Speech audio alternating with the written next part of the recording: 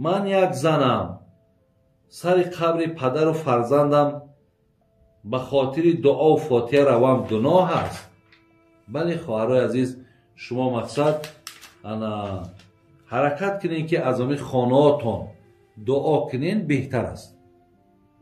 یعنی شما شرط نیست که همون قبرستان روین و سر همون گوری پدرت یا مادرت است.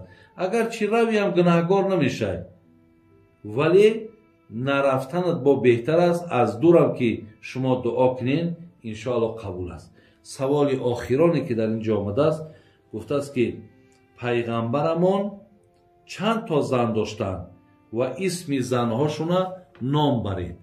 یعنی نامهای زنهای پیغمبر گوش کنید که پیغمبرمون چند زن داشتن. پیامبر اسلام درود خداوند بر او باد می‌فرمایند حجامه شفای امتی من است. شما اگر از بیماری‌های فشار بلنده، استخوان درست، رادیکولیت، پروستات، گریژا، روماتیسم، بیماری‌های سیستم خونگرد، فشار خون، بیماری‌های دل، درد سینه، تنگی نفس، درد سر و درد چشم و یا اینکه خیرگی چشم و اینچنین از وزن زیاد یا اینکه کم وزنی رنج میبرید، حتما در رقم‌های روی اکران بوده در تماس باشید. بختیار حجامه در خدمت شما است. سراغ ما شهر مسکو، ورخناپولیا، دوم 48 در نزدیکی بازار صدوات. حتما در رقم‌های ما در تماس بروید. نامهای زنهای پیغمبر گوش کنید که پیغمبرمون چند زن داشتن و نامهاش چی است. یکم حضرت خدیجه بنت خویلد، دوم سوده بنت زمعه، عایشه دختر ابوبکر، حفصه دختر عمر ابن الخطاب،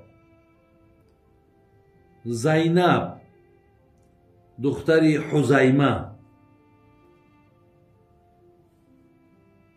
ام حبیبه ام سلمه، یعنی ام سلمش برادر عزیز نامش هند دختر ابی امیه بود. نامش هند بود. همون نامی ام سلمه میگیم مادرمون، نامش هند دختر ابی امیه بود.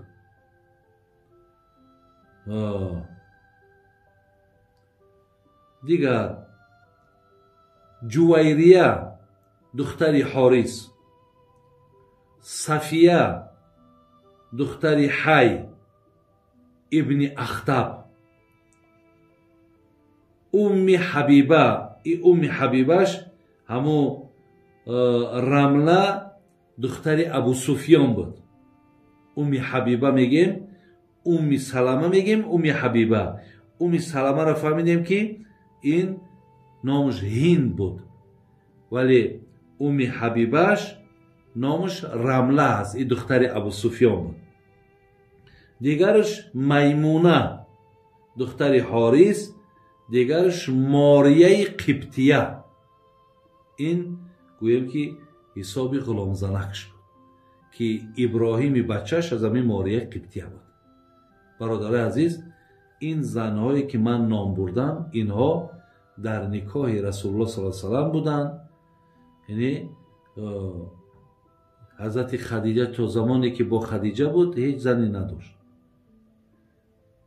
وقتی که بعد خدیجه مثال یعنی سوده را گرفت، عایشه گرفت، حفصه گرفت و هر یک زنی را که پیامبر می گرفت، برادران عزیز، این به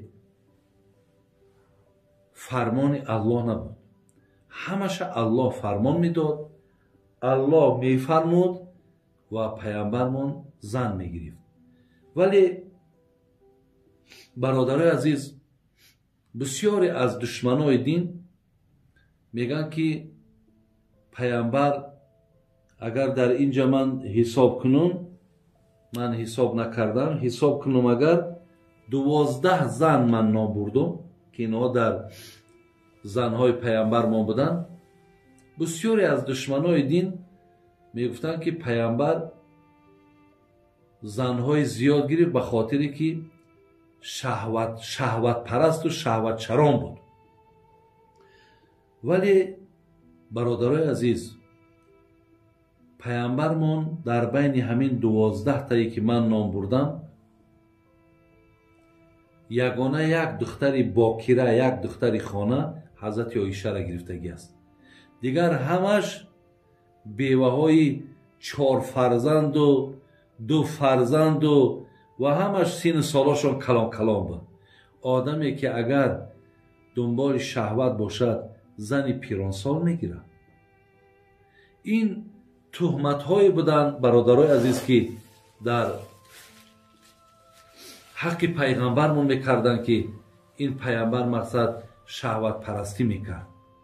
لیکن باز میگم اینها همه فرموده الله بودن و یکی از حکمت های زیاد بودن این زنها این بود که در هر قبیله پیغمبر زن میگرفت و او را تعلیم دین میکرد و در همونجا همچو به حیث دعوتگر و معلمه برای زنهای همون قبیله میگذاشتش. تمام اینها در نکاح حضرت بودن.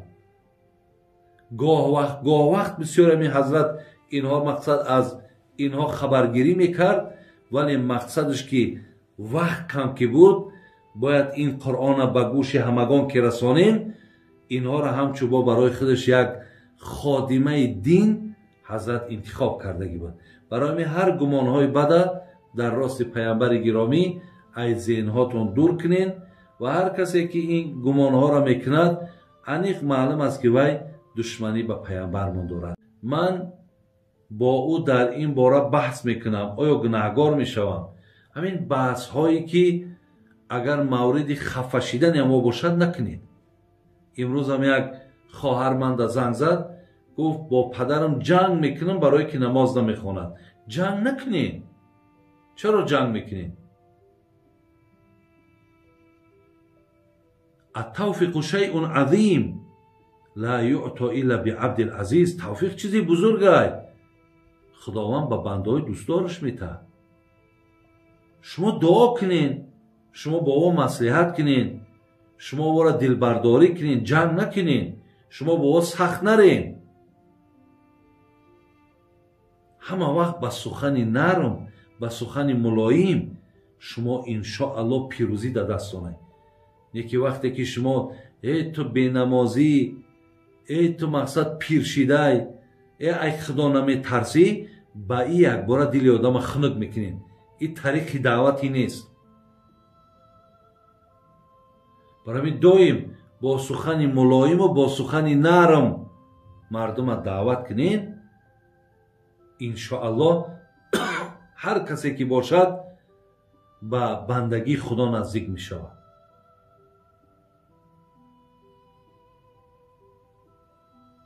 همون قصه هارون و رشید به یادم آمد.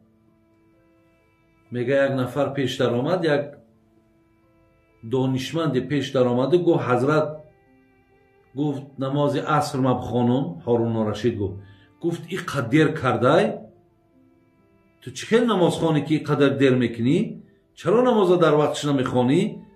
یعنی بسیار با سخن تند با هارون و رشید. این خلیفه بود این مرده. بعد طرف همین دانشمند گشت و گفت که انا خودت بالاتری و بهتری یا که حضرت موسی؟ گفت حضرت موسی. گفت من بدترم یا فرعون؟ گفت البته فرعون بدتر بود و یا بدبخت بود، او دعوای خدایی کرده بود.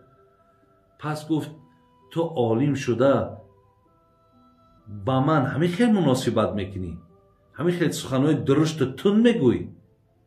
تو گفت آیت قرآن نخونده که خداوند با موسی چی گفت؟